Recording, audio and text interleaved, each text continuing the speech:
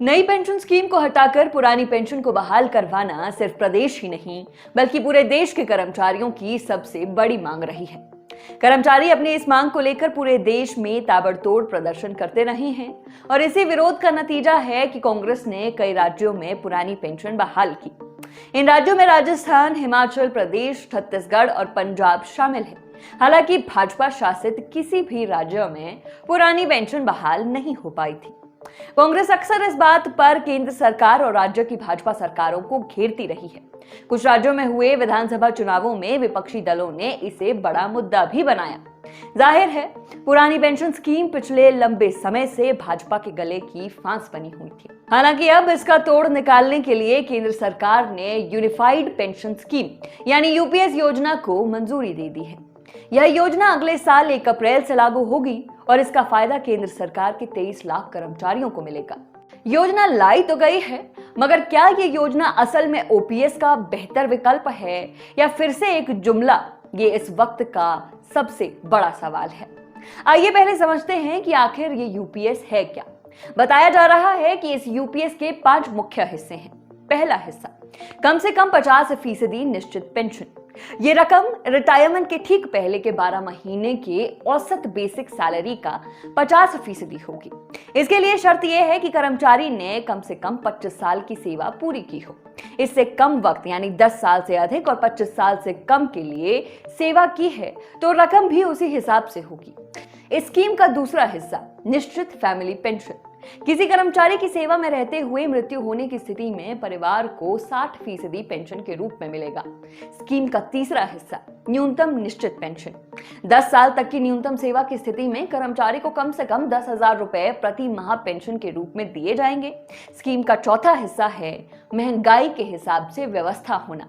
कर्मचारी और family pension को महंगाई के साथ जोड़ा जाएगा। इसका लाभ सभी तरह की पेंशन में मिलेगा, यानी कर्मचारियों की पेंशन में महंगाई इंडेक्स को शामिल किया जाएगा। ये महंगाई राहत all India consumer prices for industrial workers के इंडेक्स पर आधारित है। यह व्यवस्था मौजूदा समय में सेवारत कर्मचारियों के लिए है।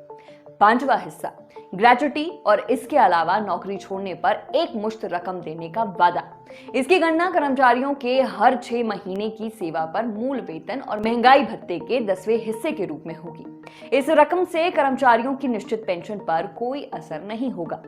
दावा यह भी किया गया है कि स्कीम का भार कर्मचारियों पर नहीं पड़ेगा। पहले कर्मचारी इसके लिए 10% का अंशदान करते थे और केंद्र सरकार भी पेंशन के लिए 10% का अंशदान करती थी। 2019 में सरकार ने सरकारी योगदान को 14% कर दिया था। अब सरकार के अंशदान को बढ़ाकर 18.5% कर दिया जाएगा। अब सवाल है कि कर्मचारी मांग तो ओपीएस रहे थे, लेकिन उन्हें दे दी गई यूपीएस। तो क्या कर्मचारी इससे खुश हैं या नहीं?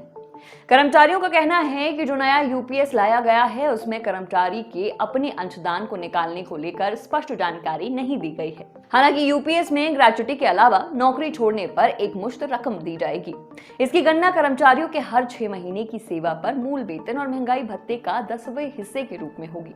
दूसरा, ये नई स्कीम डॉक्टर सोमनाथ के नेतृत्व में बनाई गई एक कमेटी द्वारा पेश की गई रिपोर्ट के आधार पर बनाई गई है और कहा गया है कि देश भर के लेबर संगठनों से बातचीत करने और दुनिया के और देशों में मौजूदा सिस्टम को समझने के बाद कमेटी ने यूनिफाइड पेंशन स्कीम की सिफारिश की है। लेकिन कई कर्मचारी यूनियन नेताओं के इस दावे को झूठा बता रही हैं। उनका कहना है कि सरकार ने यूपीएस को लेकर उनके साथ कोई बातचीत नहीं की है। National movement for old pension scheme के राष्ट्रीय अध्यक्ष विजय कुमार बंधु ने सवाल किया है कि कमेटी की सिफारिश कब पेश हुई और कब इस पर विमर्श हुआ। ये किसी को पता नहीं है। कमेटी की रिपोर्ट क्या है, ये भी किसी को नहीं पता। वहीं कर्मचारियों का कहना है कि सरकार का दावा है कि यूपीएस ओपीएस जैसा ही है। ऐसा है तो ओपीएस को ही लागू करने में क्या दिक्कत थी? विजय कुमार बंधु ने यह भी कहा कि यूपीएस में कहा जा रहा है कि अंतिम सेवा वर्ष की बेसिक सैलरी के औसत का आधा पेंशन के रूप में दिया जाएगा। इसके अलावा एनपीएस के तहत जो कर्मचारियों का 10% अंशदान होगा वो नहीं मिलेगा। इसका मतलब कर्मचारियों को न तो ओपीएस मिल पाया, न ही वो एनपीएस में रहा, तो वो अधर में लटक गया है। विजय कुमार बंधु ने यूपीएस में नौकरी की 25 साल की समय सीमा को लेकर कहा, यूपीएस में फुल पेंशन के लिए 25 साल की सीमा तय कर दी गई है। अर्धसैनिक बल के कर्मचारी 20 साल में रिटायर हो जाते हैं, यानी वो इस स्कीम से बाहर हो गए हैं। ऐसे अन्य कई क्षेत्र हैं, इसलिए यूपीएस एक घाटे का सौदा है, सिर्फ नाम बदल दिया गया है। बता दें कि जब 2004 में पूर्व प्रधानमंत्री अटल बिहारी वाजपेयी की सरकार ओल्ड पेंशन स्कीम की जगह न्यू पेंशन सिस्टम लेकर आई, तो इसमें निश्चित पेंशन के प्रावधान को हटा दिया गया था। इसके साथ ही इसमें कर्मचारियों का अंशदान अनिवार्य कर दिया गया। इसमें कर्मचारी और सरकार के लिए समान रूप से 10% का अंशदान करने का प्रावधान बनाया गया। साल 2019 में इसमें सरकारी अंशदान को बेसिक सैलरी और डीए का 14% कर दिया गया। नए प्रावधान के अनुसार रिटायरमेंट के बाद कर्मचारी की जो कुल राशि बनी उसका 60% वो निकाल सकते हैं।